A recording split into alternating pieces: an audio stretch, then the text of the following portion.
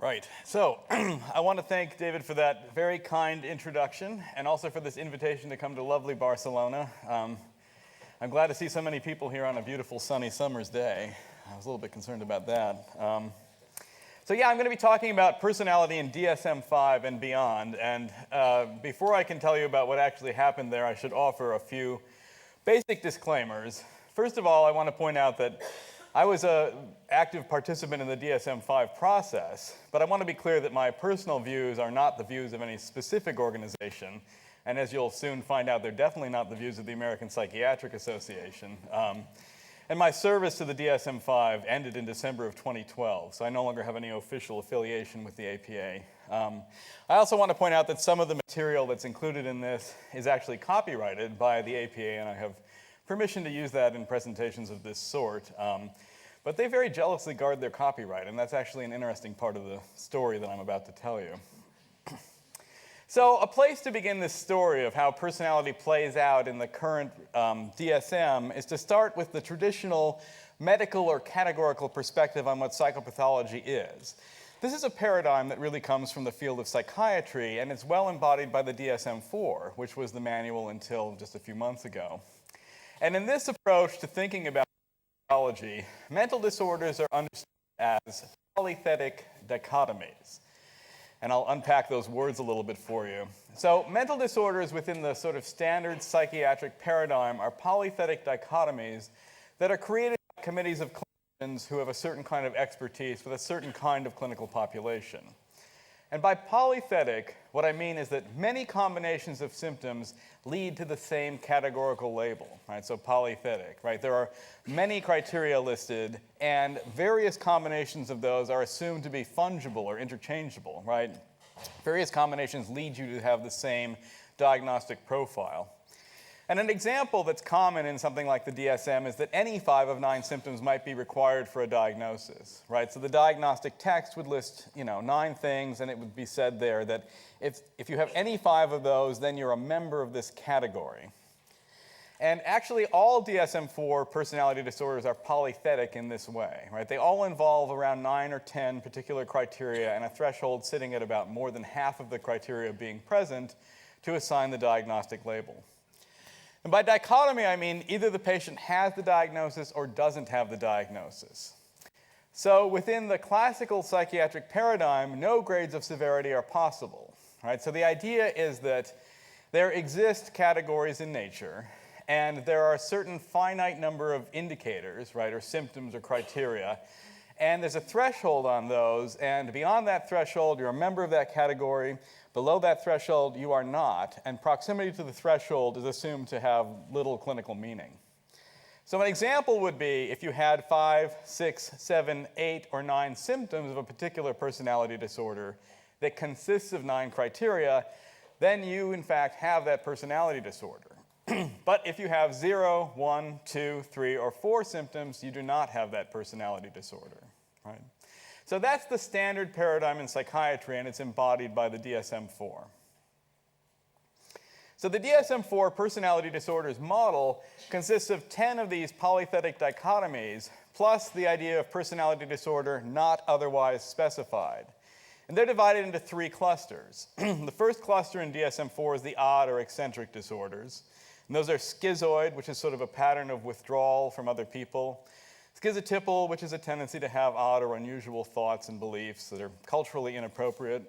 Paranoid is a concern that other people are, basically out to get you. It's extreme suspiciousness.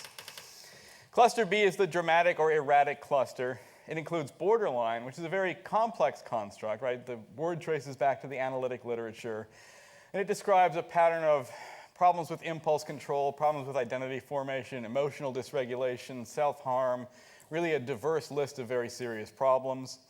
Narcissistic, at least in the DSM-4 conceptualization, is very much about grandiosity, right? Thinking that one is a particular or a special or unique person and can only affiliate with other such similar persons. Antisocial is basically doing things that would get you arrested if people knew about it, right? So there's a series of different ways in which that can show up. Histrionic is a pattern of pathological attention seeking, right? Histrionic refers to the idea that a person always needs to be the center of attention and kind of irritates other people in the way that they're always placing themselves in those kinds of positions and is excessively dramatic and so on, right? It traces back to the hysterical personality, right? That idea. And cluster C is the inhibited or anxious cluster. There's 3 disorders in that cluster.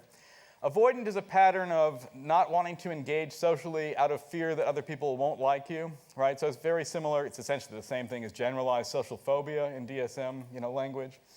Dependent is being unable to engage in any particular kind of activity or to pursue goals without a confidant, right? A person that you really depend on to make your way through adult life. An obsessive-compulsive personality disorder is preoccupation with things like details, lists, and rules, and order, and propriety, and things of that nature, above and beyond the point of an activity, right? So persons who have this kind of problem, actually have a great deal of trouble functioning in work settings because they can't really get anything done because they're too busy trying to get it exactly right. And I want to point out that when you encounter patients who have these kinds of qualities, these things are extremely disabling, right? These aren't just personality quirks, right? If you spend some time working in psychiatric settings and you start to encounter people who have these unusual personality profiles, these things very much seriously interfere with people's abilities to pursue the basic tasks of adult life, right? It's very difficult to, as Freud might have said it, to love and to work if you have these kinds of personalities. There's also this 11th category of personality disorder not otherwise specified, and that's what you're supposed to diagnose if the person doesn't really fit neatly into one of these 10 categories. Okay. Now, this being an individual differences audience, it's probably apparent to you that this model has fairly serious structural problems and actually very little to no empirical support. So I want to go through, some of the issues with this model. One major issue is comorbidity. So it ends up that the typical patient who meets criteria for at least one personality disorder meets criteria for other personality disorders. And that's well illustrated in the literature, right? When you use standardized, structured interviews to interview patients and you find people who fall into one of these categories, the modal person who meets criteria for one of these actually has 3 of them, right? So that's a very big problem for treatment planning, right? If the notion is one of differential diagnosis, right, the way that the physicians tend to think about this problem, and you're trying to pick the best of these 10 as a diagnostic label for your patient, but the typical person has 3 of them, this is very difficult for case conceptualization and effective intervention.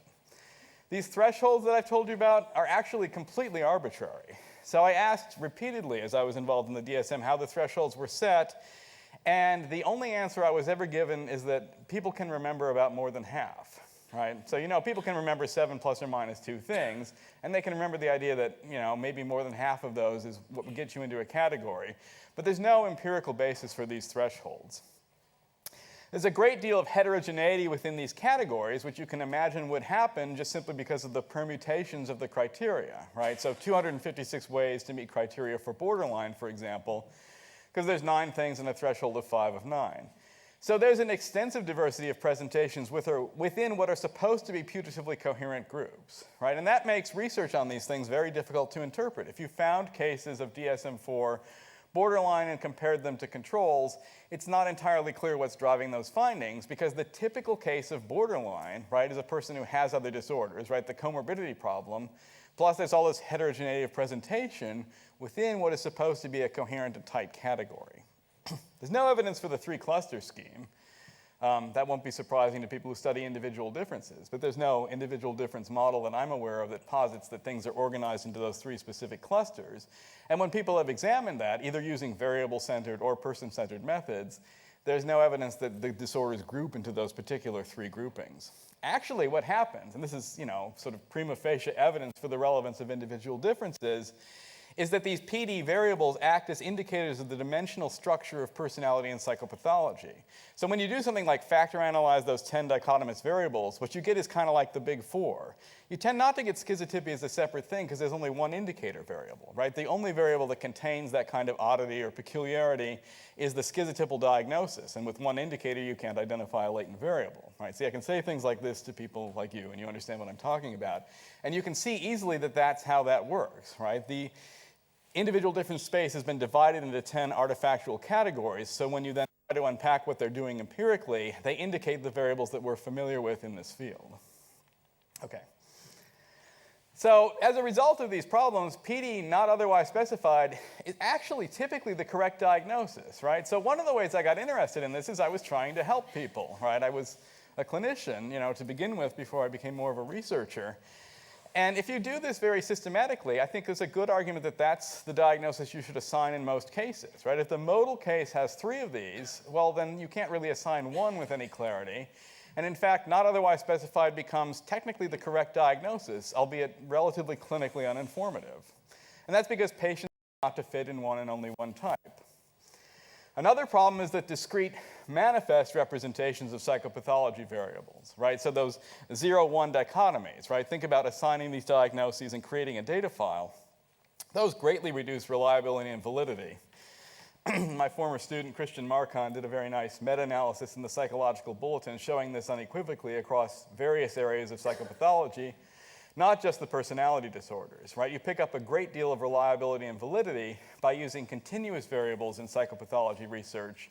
When those variables are dichotomized, you lose large chunks of reliability and validity.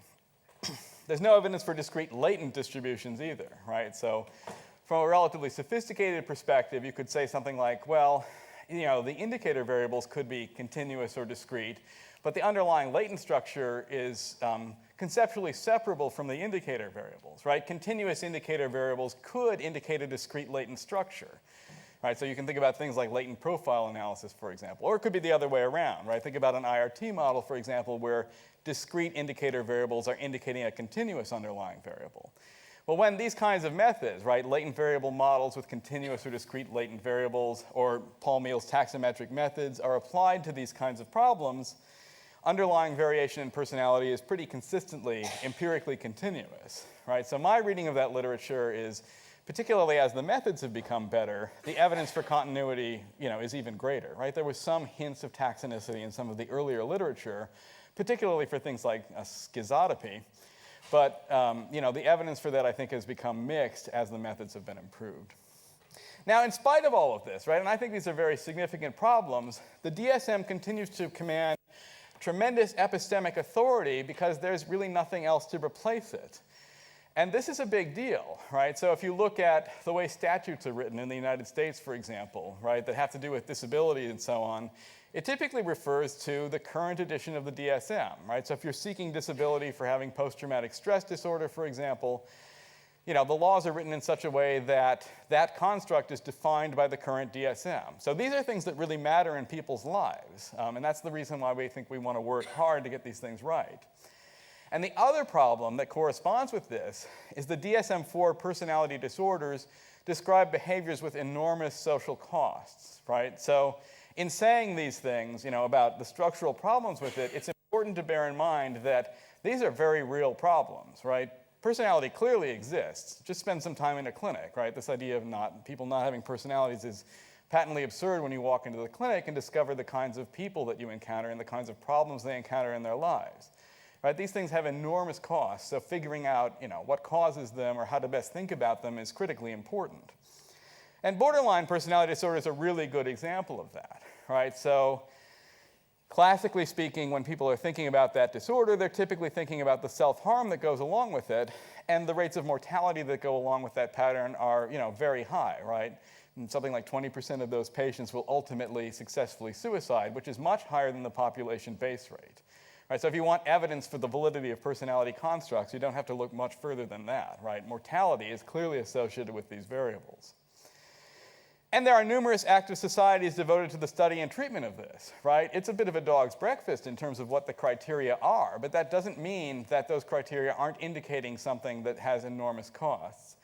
And that makes for a tricky but also fascinating intellectual situation, right? That situation, understanding that these things exist, that they matter in people's lives, has to be thoughtfully reconciled with the fact that the DSM is not doing a good job parsing them correctly. And that's a tricky place to be in, right? But important to get this right. So in raising these concerns about the DSM, I'm certainly not saying mental disorders are a fiction, right? I'm not offering a Zazian critique, right? I don't want to go back to the late 60s and that kind of perspective on these things. These are very real, very consequential things. But what I'm going to argue is we need to bring the best of individual differences science to bear on understanding these conditions, and that folks like yourselves are in the best position to try to do this kind of work and kind of forced psychiatry's hand in a certain important respect. And that's because we have this alternative perspective that exists in our field, right? Personality and individual differences is a different perspective. Nature of human variation really comes more from the field of psychology. And what we do, what we hear about at a conference like this, is how to build quantitative models of data on observable signs and symptoms. We use models to delineate constructs, right? We don't start off with our authority and say, based on our authority, we understand the nature of these constructs. We start with data, and then we use models in an inductive kind of way to build an account of individual differences. Right? So our approach is more inductive. We work from data toward models. We deal with the interplay of models and data. And we approach things in this way as opposed to using our authority, right, to derive the constructs of interest. And what I'm going to try to argue, today is that this empirical model of maladaptive personality dimensions that I was fortunate to be involved in developing for DSM-5 provides a foothold in psychiatry, essentially. Right? What I want to argue is that the work that we were fortunate to do over there provides a key step in moving in this direction because it provides a very direct connection between the field of psychiatry and the kind of work that goes on in personality and individual differences. You'll see that this model has dimensional manifest constructs that are useful for clinical case conceptualization. And by that I mean things like facet scales, right? So there are scales in there that measure things like manipulativeness, deceitfulness, right? Very specific elements of clinical personality variation. And those are useful for standardizing the clinical language for those constructs, right? So in the absence of a common clinical language, it's very difficult to communicate. But the DSM personality disorders, although they provided a coherent, language, are too inaccurate in describing what personality is really like, and that's a problem, so this is something we're trying to solve in this kind of fashion. It also allows you to delineate personality disorder content, right? So a successful dimensional alternative should be able to reproduce the reliable variance in the DSM-4 model, and that's something that we've shown is possible, and other people have shown it with other models too. It's also useful in delineating what one might call the Dsm Meta Structure, and by that I mean the organization of the chapters and broader rubrics of the DSM. So those problems I described about personality disorders aren't limited to personality disorders. That just happens to be the area that I am particularly invested in working in, but I and other people have done work on other disorders in the DSM. The same problems exist, right? They're derived by committee, the thresholds are relatively arbitrary, and there's very little evidence that things like major depressive episode, generalized anxiety disorder, panic disorder with or without agoraphobia, right? Those constructs that are over there are similarly continuous in their actual empirical distributions. So these problems are not unique to this area, right? The idea would be to also take some of this stuff and use personality as a foothold to kind of reform all of psychiatric nosology. So in doing this, I think it's important to point out that, this didn't come, just uniquely and originally from my own thinking or my own lab. There are many key and inspirational figures, many of whom have been connected with this organization, who are really an important piece of this history that leads up to kind of where we are now. Leanna Clark and David Watson, my good friends who are now at Notre Dame, have written extensively about how structural models of temperament can be interwoven with personality disorder features, right? So they've focused on an Issinkian style kind of three-factor model and have pointed out, very nicely in their work how that kind of temperamental way of thinking about things that you also see in Rothbart's work, for example, is really the glue for understanding how psychopathology is structured, right? The idea that it's the confluence of positive and negative affect that leads to depression and so on, right? Those are very important ideas that they've contributed so much over the years. Al Harkness and his colleague McNulty at Tulsa developed the Psi-5 model of major maladaptive personality domains, right? That's a very clinically useful kind of big five model. It's also instantiated in the MMPI, which is still the most popular personality instrument in clinical settings. John Livesley, who's been an attendee at this meeting, at least in past meetings, has done excellent work on how personality pathology indicators, right, the kinds of things we see and talk about clinically, can be rendered in a structurally valid model. And in that way, I think he's the forerunner of a lot of things that are going on now about how you can develop a structural model that's not just structurally valid, right, in the way that a factor analyst might appreciate, but also has clinical content validity, because that's a key translation that needs to be made. Anything that we develop through our quantitative techniques then needs to be taken into the clinic, and I think John has been a real forward-thinking guy about how to make that sing in the clinic. Tom Whittaker and Paul Costa have pointed out how the general structural model provided by the five-factor model really can also be used to model personality pathology, right? So there's a close connection between the constructs that we're seeing in the clinic and what can be done with something like the five-factor model.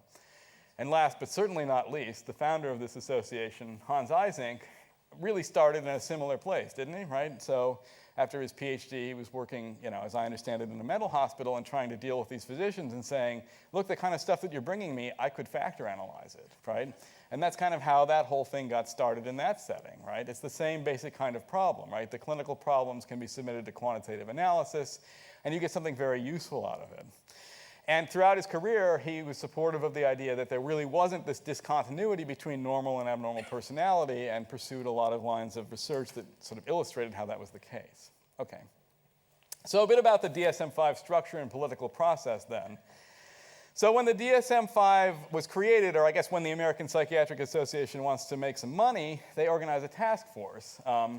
David Kupfer and Dale Rogier were the co-chairs of the DSM-5 task force.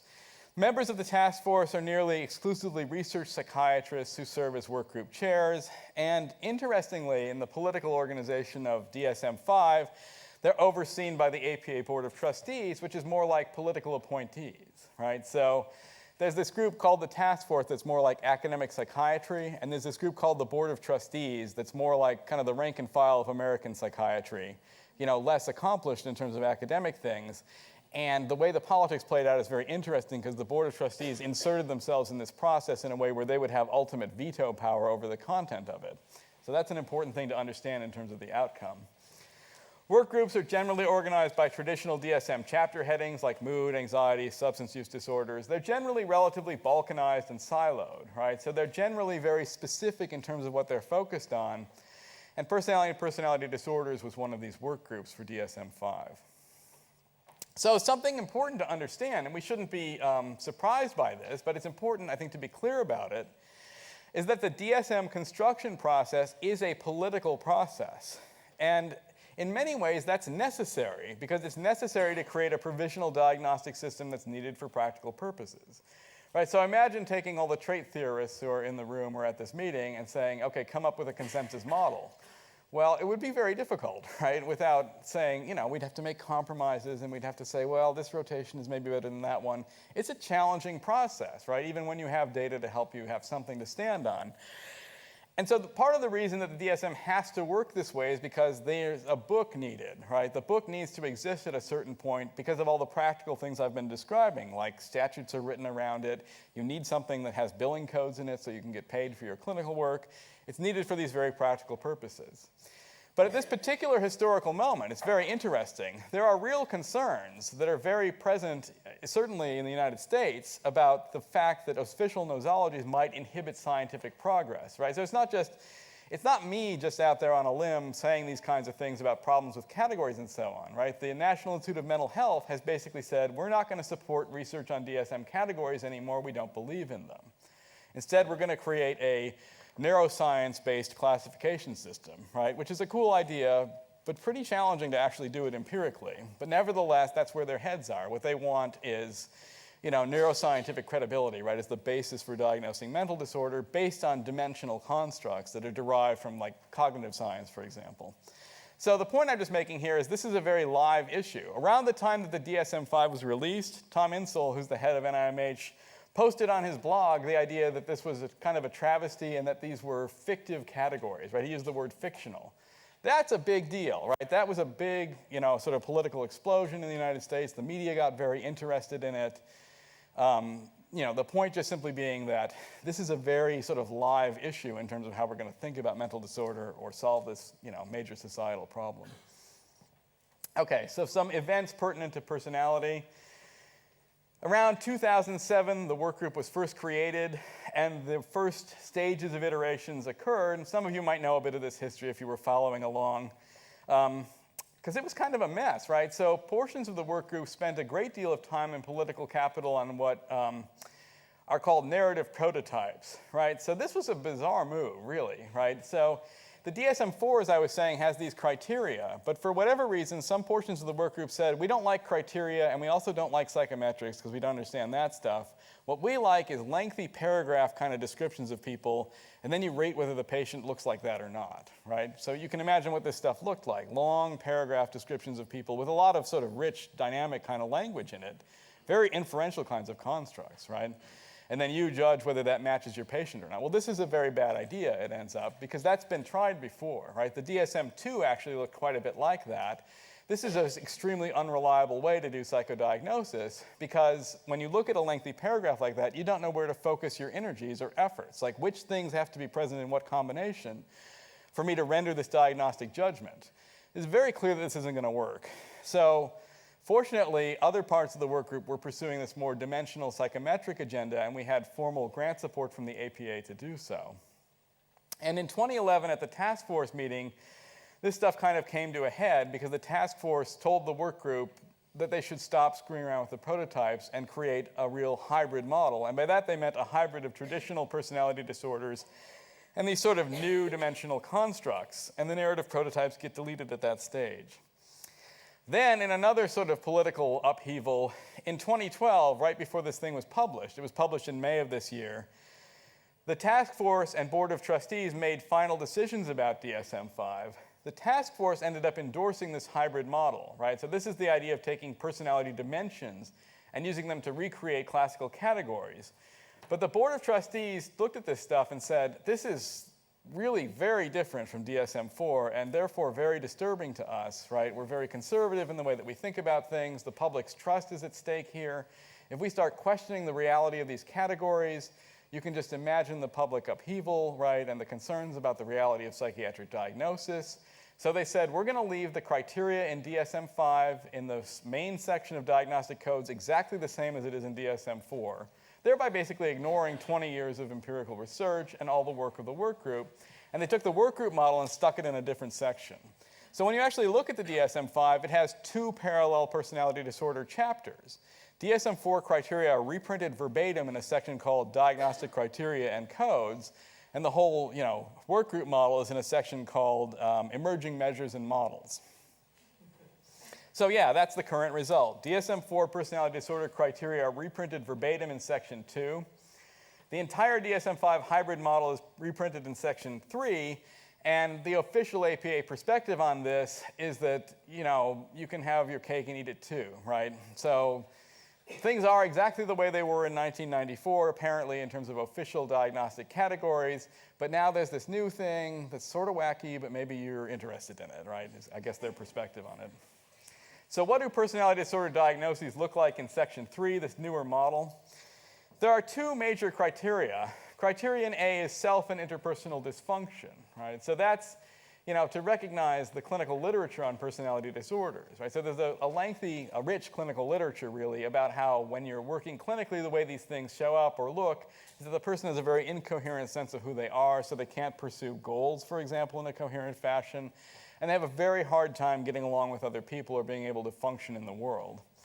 And then criterion B is actually traits, right? So maladaptive, descriptive, specific specifiers or facet traits that people in this audience might be familiar with. Section 3 also includes this diagnostic concept of personality disorder trait specified. And the idea here is to explicitly incorporate the understanding that personality is multidimensional. And this is a very new concept in psychiatry, but I think a very clinically useful one, right? So to use this diagnosis, the clinician needs to complete a review of systems, right? So instead of trying to fit people into boxes, which doesn't end up to work very well, what you do is you examine essentially the 5 major personality domains, think about them as personality systems, and ask yourself, how does the patient's profile look in terms of this systemic review? And that's a concept that physicians are familiar with, in addition to the standard differential diagnosis paradigm, right? So when you go to see, a doctor, oftentimes they will do a review of systems. How's your GI system working? How's your neurological system working? The reason to do that kind of head-to-toe review of systems is because you might miss an important diagnosis that isn't entirely covered by the presenting complaint, right? So a person walks in complaining of something, you don't just use that information, you also do this careful review of systems so you don't miss something and an opportunity for effective intervention. So the hope is that these multidimensional personality ideas can enter into the thinking of physicians by presenting them in this way. There's also this recapitulation of DSM-4 diagnoses, and that I think is important because it provides a bridge to the classical constructs. So, what you'll see if you start to look at this literature is that the dimensions that are in DSM-5 can effectively reproduce the DSM-4 personality disorders. It should ease the transition to an ultimate dimensional model. So one thing we developed in the course of working on DSM-5 is the personality inventory for DSM-5, and that really emerged in the narrative prototype period as a way to influence the political process with data. It was getting to the point that I was pretty concerned that I would probably have to resign because I couldn't really sign off on that idea. As I was saying, did I make it clear that I didn't like the narrative prototypes, right? So I was getting to the point I couldn't even really see myself being a co-author on something like that, right? So fortunately, sort of the guys who were in charge of the task force, Kupfer and Regier, basically saw the world more like my way and gave us grant support to try to work around the narrative prototypes, and ultimately those things were deleted. So what the personality inventory for DSM-5 or PID-5 does is it operationalizes work group and consultant and a review of the core elements of DSM-4. Because of the grant support, we could work with national samples of treatment-seeking participants. The instrument contains 25 relatively reliable maladaptive trait facet scales, and we used sort of modern psychometric methods to develop those scales. There's also evidence, which I'll review a little bit with you, that there's an abnormal 5 structure really at the base of the factorial hierarchy of these scales.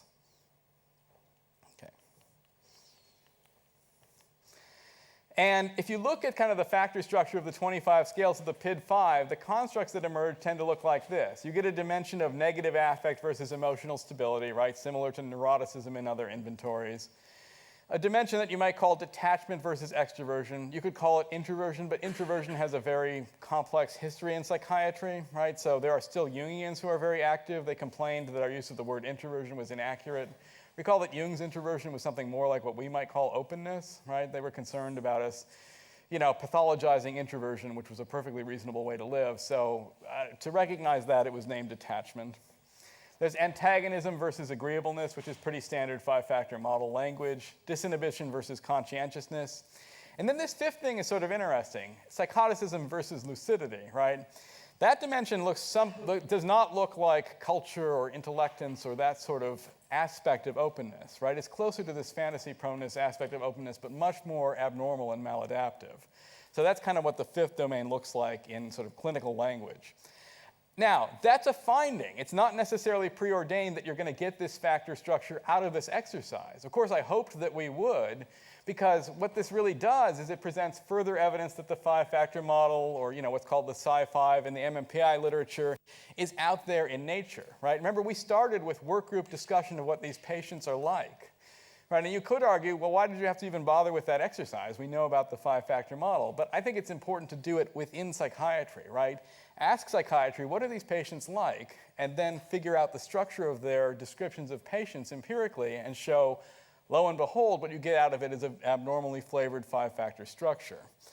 So another reason it's necessary is because existing tests are the copyrighted property of test publishers, and the DSM is, as I was saying, the copyrighted property of the American Psychiatric Association, right? You can't take the neo-constructs and reprint them in the DSM.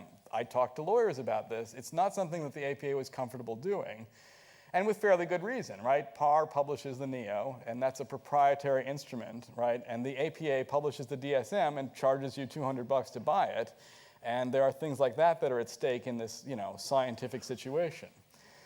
So the goal, and I want to be very clear about this, is to recognize, not supplant these other inventories and models in the DSM. Extensive and very good work has been done on using things like the NEO scales to generate personality disorder profiles, but it would be very challenging to literally take the NEO and cut and paste it into the DSM, basically legally impossible.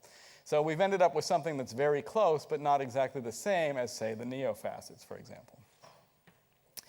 Now, one other nice thing about this is various forms of the inventory are available free and online from APA. Just go to dsm5.org. You can type that into your browsers if you have a computer open, for example, and click on Assessment Instruments. If you click through Assessment Instruments, click on Personality Inventories, and you'll pull up a PDF with the items, right? Everything you need to use the inventory is available free and online. The APA retains the copyright, but has decided that the best way to distribute the instrument is not to make you pay for it, but to let you use it for free, which I think is very exciting. It says literally on there, copyright APA, but it can be used freely for use with your patients or in your research. So that's very exciting, very easy to use this in your research. 220 items in the full form measuring 25 facets. There's a 25 item, 5 domain short form that's probably too short, but you know how this works with short forms, right? They make you make a short form whether you want to or not. So there's a short form on there too. There's an informant report form that we've written up recently. It's also, the APA has pronounced it acceptable for children aged 11 to 17, so that form is on there too. I'm aware of translations into at least these languages. If you're interested in a translated version, access is a little more complicated but not insurmountable. Just drop me a note, okay? So I want to present a little data today, actually, in the extended hierarchical structure of the PID-5. We were fortunate to study this recently with Aidan Wright, Kate Thomas, Chris Hopwood, Christian Marcon, Aaron Pincus, and myself. We managed to gather fairly quickly a large student sample because you can do this fairly easily, and we wanted to do it, quickly because of the timing of DSM-5. The reliability of the scales in this structure looks, reasonable. We also, Bill's in the audience, so I'll point out that omega is also reported in this article, so that's always a good thing to point out when Bill's around. There's good congruence at the 5-factor level with the clinical origination sample. Those are Tucker congruence coefficients. But the real thing we wanted to do here that I find exciting is to examine the hierarchical unfolding of factors. So Lou Goldberg has called this the Bass-Ackwards method, right? So the idea is you start with one factor, then you extract 2 and rotate them to some orthogonal simple structure representation. You correlate really their component scores, I should say. It's component analysis, across different levels of the component hierarchy from 1 to 5 factors. So that was really the goal of this. I was interested in the hierarchical unfolding of constructs because I had this suspicion that you could actually encompass a variety of different sort of factor models of personality using this kind of approach, and lo and behold, that's what you end up finding. So there is a general factor within the PID-5. That's because the items are relentlessly negative in their content, right? The item content is relentlessly saturated with negative valence, right? It's all, to use Digman's terms, alpha-style content, even though it's tapping also into the introversion and pathological, openness kind of domains. So I would argue that that's a meaningful thing in this instrument because everything is so negatively worded. That divides into internalizing and externalizing at the first level. That's a model that I've written about, a fair amount in terms of the structure of common mental disorders, right? So things like depression and anxiety go here. Substance use and breaking, the law tend to go over here. This then divides into detachment and negative affectivity. This 3-factor model may be familiar to Izinkians in the audience, right? So we have introversion, neuroticism, and Isink-style psychoticism. Arguably a misnomer, but I would prefer to call it externalizing. At the 4-factor level, this breaks apart into antagonism and disinhibition, right? So this is very similar to a Livesley-style, DAP-style model. And then at the 5th factor level, the psychoticism factor emerges, right? So there's empirical evidence here that the unfolding hierarchical structure of the PID-5 is able to encompass various factor models that have been delineated in the literature. And so you don't have to think about this problem as, this one's right and that one's wrong. It's more like there are different levels of organization within a hierarchy of personality constructs. That's how I tend to think about personality structure, and there's evidence that the PID-5 is able to delineate those different structural elements within an integrated hierarchy. There's quite a bit of other work going on with this stuff. We've shown that it converges with the Psi-5 scales. It converges with the NEO fairly nicely. There's a few different papers on that now. It's able to capture a lot of stuff in the interpersonal tradition too, right? So there's a very rich clinical interpersonal tradition going back really to Leary in a lot of ways. And a lot of that's still a very alive literature, especially in clinical settings. It converges well with the Hexaco, so Mike Ashton did some work on that. They argue that there's really sort of 5 of their they have 7 now, right? Because you got to add, you have to add something to capture positive schizotypy to the standard 6, right? So there's evidence of how it fits in with the Hexaco framework. It predicts CBCL dysregulation profiles. It converges nicely with the personality assessment inventory, which is a popular instrument in clinical settings. It can capture the DSM-4 personality disorders. I think there's good evidence now that there's nothing sort of missing if that's the target, right? You can describe borderline and narcissistic and dependent and things like that. It can capture various conceptions of narcissism. It definitely seems to capture psychopathy fairly well. We have a couple papers on that now.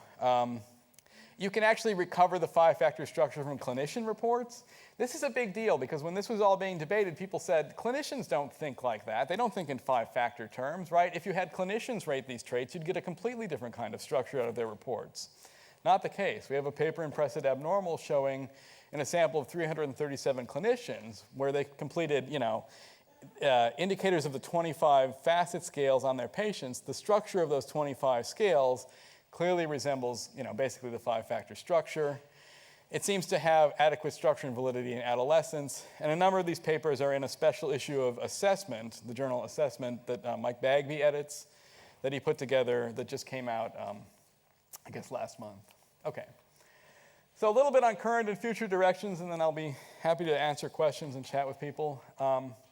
I would love to see, continued empirical developments. As I was pointing out, the PID-5 is copyrighted by the American Psychiatric Association, but it is freely available at dsm5.org. You can just go there, click through the links, and download it, a PDF of the items, the instructions, everything you need, the scoring keys. You can just use it easily without there really being any barriers to access for your research. And that is exciting to me because that, I think, helps to force psychiatry's hand, as I was saying, right? This database, which is already not trivial, right? This thing has existed for, a couple years now, and there's a substantial corpus of research on it, right? I was fortunate to write an annual review chapter about it that I handed in last week. It wasn't difficult to put together, 11,000 words about how this model works because there's been a lot of interest, and that's exciting to me because now there's this corpus of literature, right? As the DSM continues to evolve, it's very difficult for mainstream psychiatry to say, oh, we don't know anything about dimensions. You guys can't get your act together. We don't even know how this stuff works. How would we apply this clinically? These arguments are very difficult to make when there's a substantial scientific literature using their instrument, right? I want to be clear about that too. I no longer own anything about the instrument. I gave everything away to the APA, right? This is all their copyrighted property now. This is American Psychiatry's trait instrument, right? Not Bob's instrument. So when you work with it, you're speaking directly to American Psychiatry about how their instrument works and how it can be used in research. And that's better than diagnostic constructs developed by fiat, is what I would argue, right? Rather than getting experts together and debating things and, politicking around these constructs, we could actually use science to create a psychiatric nosology, and I think that would be preferable. DSM-5 trait constructs delineate the maladaptive part of a fairly big picture model of personality, psychopathology, and adaptive functioning, and it's really the big picture that's the scientific goal, right? So one thing that will become clear as you look at the PID-5 literature or play around with the instrument yourself is that it's pretty dark, right? It's getting at fairly maladaptive aspects of personality. There are no sunny extroverted items in there, right? There's no trying to get along well with other people, right? It's really pointed at the very maladaptive poles of those domains. That's useful, right? I think it's useful to really push that stuff and develop item content that's that negatively valence in its focus. But really what we want to do is put together this even bigger picture model, right, with the adaptive stuff and the maladaptive stuff all together. That's clearly our scientific goal. The other thing the big picture would deal with, and this is very challenging, is how there are dynamic variations in clinically acute symptomatology. Right? That's something that I'm very interested in. There's more to psychopathology than just kind of dispositional structure, even though that's the basic framework that I think you want to think about when you're working with a patient, because things happen to people and then they react to those things, and there are dynamic patterns, right, of symptom change over time. Much harder to study that, right? It requires things like experience sampling and so on, but I think that's the direction a lot of this has to go in, right? If we can work that kind of thing out, we'd have a data-based way of thinking about patients that I think would be extremely useful in the clinic. Okay, thanks very much.